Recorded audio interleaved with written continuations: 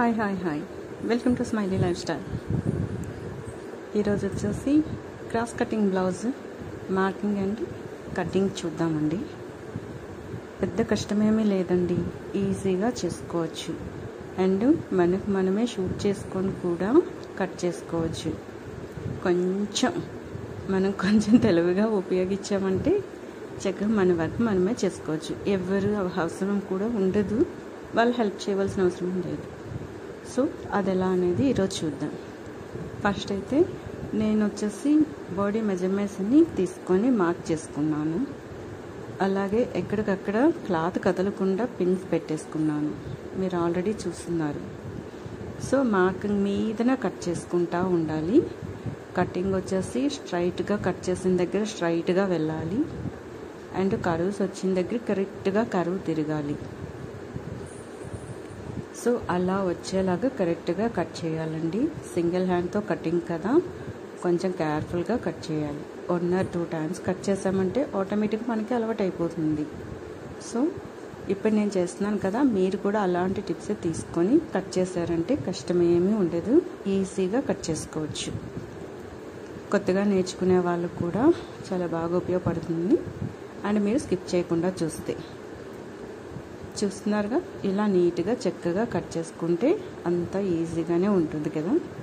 Cutting చేసేటప్పుడు మనం mark చేసుకున్నాం కదా, ఆ మార్క్ అనేది మనకు అవసరమైన కట్ చేసుకునే పార్ట్లో మార్క్ ఉండాలి. మీరు చూసారుగా, ఇప్పుడు నేను కట్ చేసి తీసుకునే వాటికి మార్క్ ఉంటుంది. అంటే మార్క్కి అవతల వైపుకి వెళ్ళేసి మనం కట్ చేసుకోవాలి.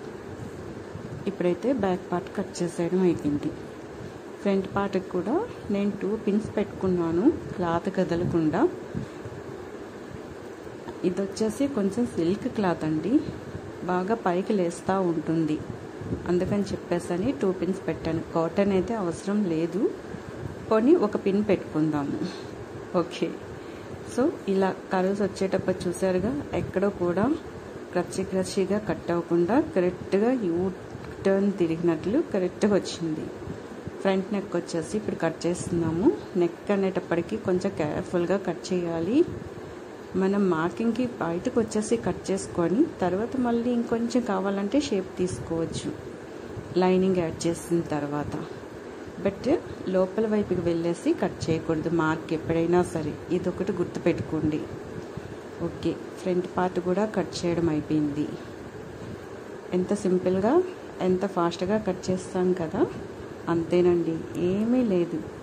ఇప్పుడు బ్లౌజ్కి మ్యాక్సిమం ఇంపార్టెంట్ పార్ట్స్ వచ్చేసి 4 parts: back part, front part, sleeves and shape. ఇదంతా కూడా బయటకు కనిపిస్తుంది. సో బయటకు కనిపించే పార్ట్ అనేది మనం మెయిన్ బ్లౌజ్ పీస్లో నుంచి కరెక్ట్గా కట్ చేసుకొని తీసుకోవాలి. అది మీకు అర్థమైంది అనుకుంటా. ఇప్పుడు వచ్చేసి స్టిచ్చింగ్ చేసిన తర్వాత బ్లౌజ్ ఇలా వచ్చింది. బ్యాక్ వచ్చేసి 3 square పెట్టుకున్నాం. అండ్ కొంచెం లైట్గా చిన్నది పైపింగ్ ఇచ్చా 1/2 inch లెంత్లో. అండ్ హ్యాంగింగ్ సింపుల్గా ఇచ్చాను, హెవీగా ఇవ్వలేదు, బట్ బాగుంది హ్యాంగింగ్ కూడా. స్లీవ్స్ వచ్చేసి షార్ట్ అండి, షార్ట్ స్లీవ్స్ పెట్టుకున్నా. అండ్ స్లీవ్స్ నెక్కి ఇచ్చాను అనమాట పైపింగ్ లాగా. బ్లౌజ్ అయితే చక్కగా రెడీ అయిపోయింది కదా, కలర్ఫుల్గా ఉంది. అండ్ స్టిచ్చింగ్ కూడా పర్ఫెక్ట్గా నీట్గా ఉంది.